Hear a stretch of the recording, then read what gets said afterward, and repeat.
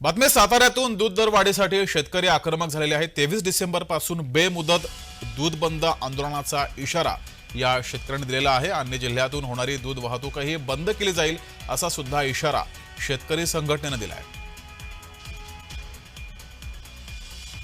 त्याच पद्धतीने जर इतर जिल्ह्यातून जी होणारी दुधाची वाहतूक आहे ती सुद्धा आम्ही सातारा जिल्ह्यातून अजिबात होऊ देणार नाही। तरी याची प्रशासनाने दखल घ्यावी व लवकर दरवाढ करावी हेच या आपल्या माध्यमातून आम्ही सरकारला विनंती करतो।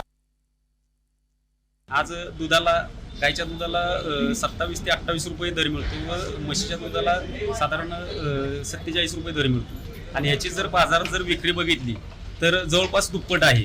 म्हणजे जवळजवळ 52 ते 57 रुपये सुद्धा विक्री गायच्या दुधाची। म्हणजे यांचा खर्च जो प्रोसेसिंगचा जो खर्च आहे, प्रक्रिया खर्च इतका आहे का, यांचं संकलन वितरण एवढा खर्च येतो का?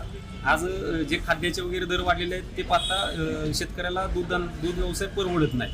त्यामुळे आम्ही दूध दर वाढीसाठी 23 तारखेला सातारा जिल्ह्यात बेमुदत दूध बंद आंदोलन पुकारलेलं आहे आणि या आंदोलन काळात आम्ही दूध संकलन केंद्रावर शेतकरी आमचे घालणार नाही।